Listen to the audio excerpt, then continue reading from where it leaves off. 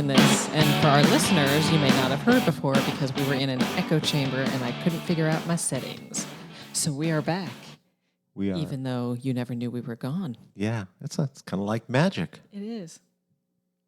Oops, the volume. You have to turn the volume up to get it. He was trying to do the harp sound. Let's do that again. Okay, let's try. There we are. Like magic. All right. Hello, listeners. Welcome to Ask Dad, a dad show that's not just for dads, but everyone that wants fatherly advice from a real dad. Whether you're here for the bad dad joke, which I promise you will get, or to gain some insight. Insight, that's the word that I can never pronounce. I usually say insight. You got it. I did. Will Snow is the man, the myth, and the legend. In his own mind, of course, and he knows all things. So welcome to today's episode of Ask Dad. Oh, yeah. Well, you're amazing! All right. Well, we have to start this out with a dad joke. Absolutely. Would you like to do the dad joke? Because I have one too. Well, why don't you tell me your dad joke? You want my dad joke? I do. All right. Well, where did people hang out during medieval times? I don't know. At nightclubs. Oh, Nightclubs. yeah. Yay. All right. What's your bad dad joke? You are the dad after all. Okay. So what's the least spoken language in the world? I don't know, Will Snow. What is the least spoken language in the world? Sign language. No. That one. Or this one. No. Even better, this one. This one. There you go. There We gotta totally get that one. I've got to learn these buttons. All right. So, Mr. Will Snow, what is going on with you? Oh, it has been a really extraordinary last few weeks, I have to say. I've just been really enjoying the vicissitudes of life. Ooh. Yeah, I like that. The vicissitudes of life. Say it again. Vicissitudes. One more time. Vicissitudes. All right. Like Okay. you did the second time. Okay. All right, continue. Vicissitudes. All right. Vicissitudes. So I think that's the word of the day. Yeah, it could be. I like that. That's a good word. I should tell Kristen that one as her challenge. Oh yeah, that's a good challenge. Yeah. So the thing is, it has been a really very interesting last few weeks. I mean, there's a lot going on in the news. There's a lot going on in the world. There's a lot going on in life, and I think it really brings an interesting point here to be made for all of our listeners. Who, by the way, thank you very much for listening. Thank you very listeners. much We couldn't for do it without subscribing. We love you and appreciate you very much. So the thing is, it's just this concept of the just total random things that happen in life and how do you respond to these things, and this concept of control and all of that. And the reality of it is, as I have told my children, and I will tell my audience, you really don't control the world. You don't control life. Life is going to happen. Life is going to do its own thing. Things are going to happen that are entirely out of your control. So what is it? You can really start to feel, lost in it. You really feel overwhelmed, and that can really happen, especially in the environment that we live in, where we have this 24/7 news feed, and you're just getting bombed with this story and that story, and all of these things are really geared to get you to click on that. It's all clickbait, right? So the thing is, when you're starting to feel overwhelmed by this, understand that there's really only a couple things that you can really control, and it's important to kind of be able to use those things that you can control to navigate your way through these kind of crazy times. And I think the first one is know when to shut it off.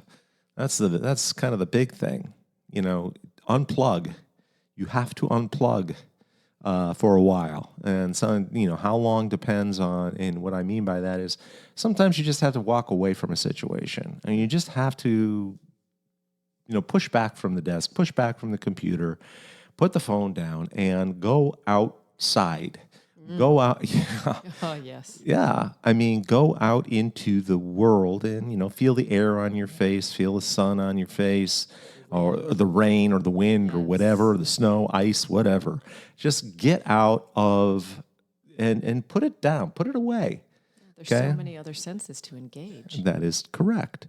You know, wow, this is really kind of a crazy echo again. Yeah, I'm going to turn down the volume on the computer. Okay. Keep going. Yeah, well, so anyway, yeah, the echo chamber bit me there.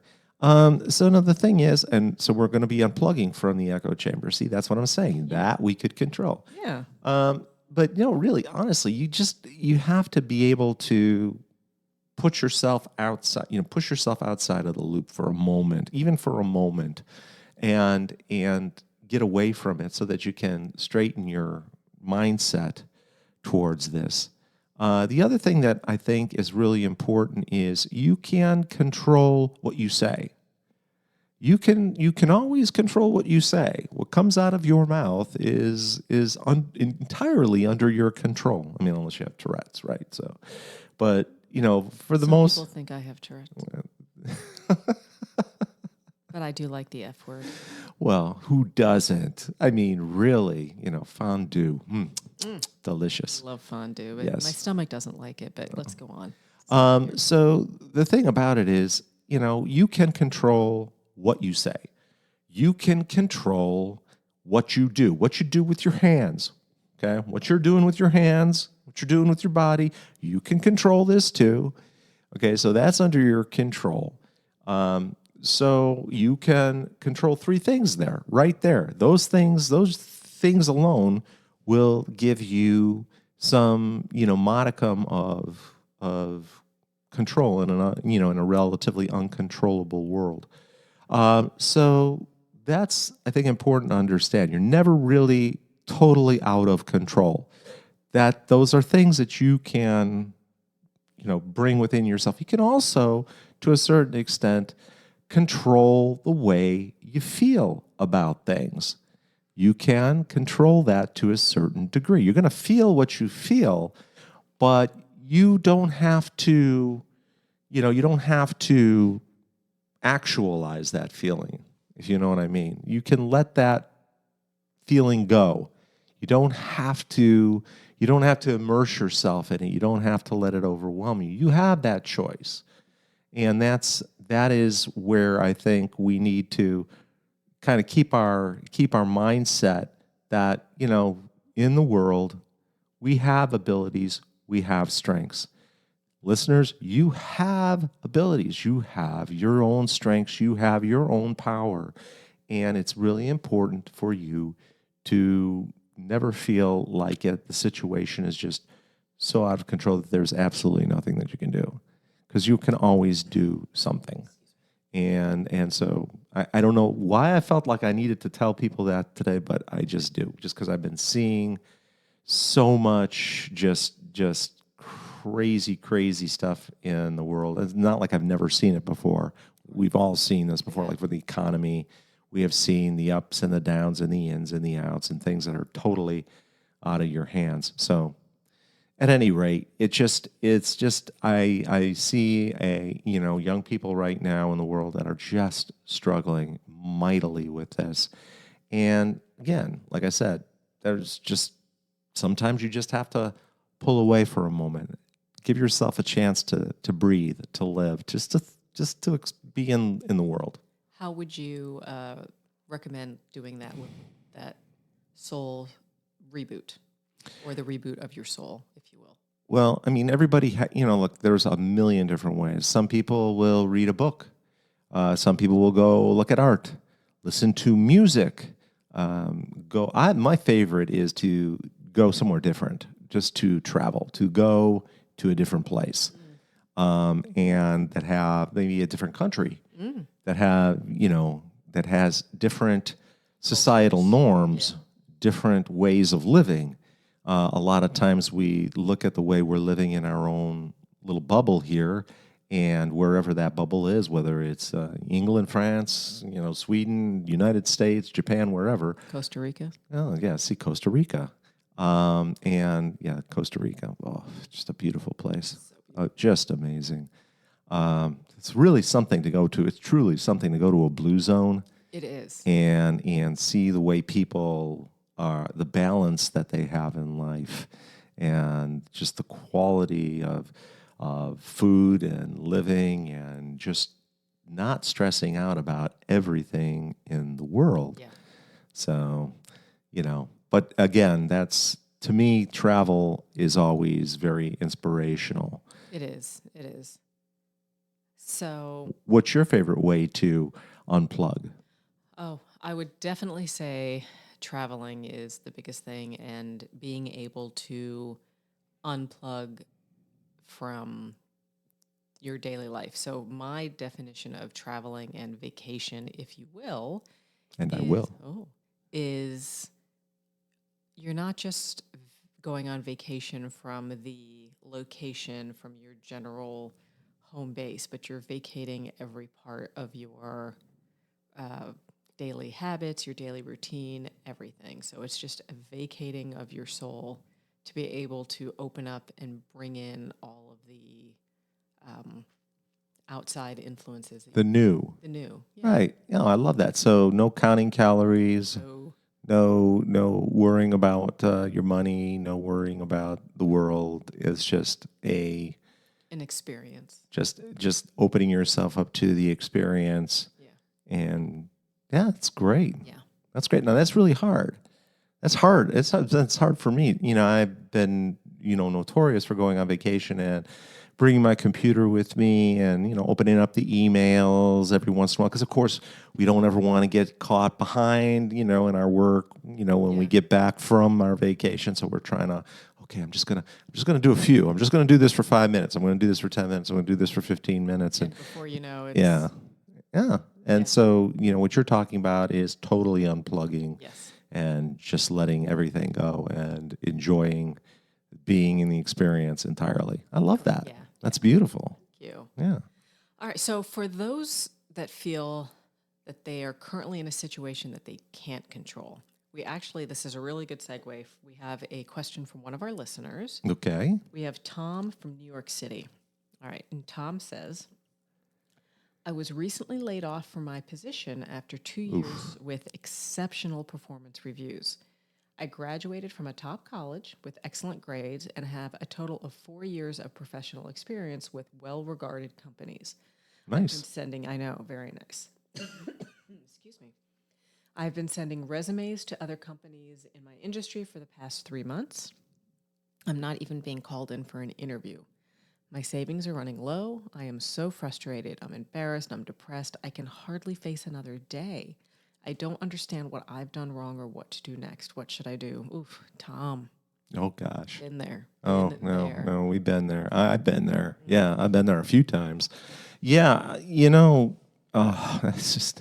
it's heartbreaking. It is. Let's just call it what it is. It's really heartbreaking when the economy is such that really well qualified individuals who've been doing everything right, have been working really hard, doing all the things that they could possibly do, are for reasons that are entirely out of their control, uh, find themselves without a job, find themselves without income, and you're suddenly thrust in a situation where, okay, I don't know what I'm going to do.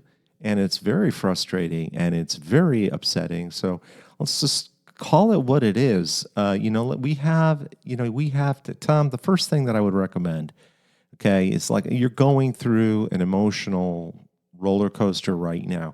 This is called a grieving process. Okay, there is a grieving process, and it's several stages of the grieving process, and you're going to go through them. I mean, that's just it. You've just been visited with a personal tragedy, and you're going to grieve, and it's okay. I mean, that's healthy. It's healthy to grieve, and after that grief process, you're going to come to a point at the end of acceptance, and when you reach the point of accepting the fact that it is what it is, it's really, you got to understand, it's not your fault. It is absolutely not your fault. These are things that, it's nothing that you've done wrong. It's it's nothing. Organizations will do this. It's really actually, to be quite honest, I don't agree with the process sometimes, but they're looking at it from their perspective, and so you're now in a situation for regardless of why it happened, what are you going to do? Right. And this is very tough. But the thing about it is, I don't think you should give up looking for what you want in terms of your career. But you have to be aware that sometimes you have to take a side step. Sometimes in life, you have to open yourself to another potential way to earn money, even if it isn't directly related to the thing you've been studying or the work that you've been doing, and in an industry that you might not even enjoy all that much. Yeah. That is something to consider, because whenever doors close, another door will open up. You just have to be aware of it. It's like what I told you before. Something beautiful happens in every day. Something beautiful does happen in every day. You just have to look for it. Similarly speaking, opportunities will arise that you just have to have your eyes open for. I always recommend continuing to talk to people in your industry, talk to people, your friends, family, associates, meet new people, go out. Yes, get outside. Get the house. outside and meet people, just not for any other purpose than just to meet them, to talk to them, to interact with other human beings. And that oftentimes will spark something, either some opportunity or some creative thought process that you might be having yourself. And you just have to be open to that experience. The main thing is you have to start developing some sort of current revenue to support your life. Okay. Whatever that is, you're going to have to determine whether or not, what your outflow is. What does your budget look like? And you're going to have to make maybe some tough decisions here too. Other things that people have done, things that I've done: start your own organization, volunteer with the community. I can't stress this enough. Even it sounds contradictory. You don't have any money coming in, and now you're going to spend your time volunteering and not earning any money. But I have found oftentimes that just the simple act of reaching beyond yourself to help other people without expecting anything in return can, in and of itself, create a dynamic that opens you up for potential opportunities. And again, there's this concept that you need to have this linear experience in your career to be effective as a future leader. I don't necessarily agree with that, because you having a breadth of experiences is always going to make you a more beneficial or more powerful leader, or beneficial person in an organization. It's your ability to relate to other people through their experiences. It's going to make you a better person in general. So it's a very difficult time, but there are things you can do. And I think the more things you throw out there, the better. And again, I'm not suggesting that you don't continue to look for work. Maybe look at different regions. Maybe look at different countries. Let's be up about that too. I mean, it's not as if this is the only place in the world. Right. There's a lot going on in the world. It's a really interesting story. Do we have time for it? I mean, Yeah, let's go. All right, so one of my friends actually, he graduated from college, couldn't find what he was looking for. He wasn't really satisfied with what he was seeing. He decided just to take some time and take whatever money he had saved up from student loans and whatnot, and he went to France. Oh. Yeah, he just went to France, and he just wanted to experience it. And he didn't have anything else going on in the U.S., so he took a month out there, went there, and he was at a cafe. Now, he spoke French because that's what he studied in school. So he spoke French. He was sitting at a cafe and doing what the French do at cafes, right? So, and he is just having some coffee. He's sitting there on the street, and there's people at the table next to him were two business people, and they were struggling to communicate. One was speaking English, one was speaking French. They both spoke broken English, both broken French, but they were really having difficulties communicating. And so, because his vibe was being disturbed, his really cool vibe was being disturbed, he said, "No, what, pardon me, this is what he's saying. You're misinterpreting. This is what he's saying." And so the guy says, "You speak English?" And he says, "Yes."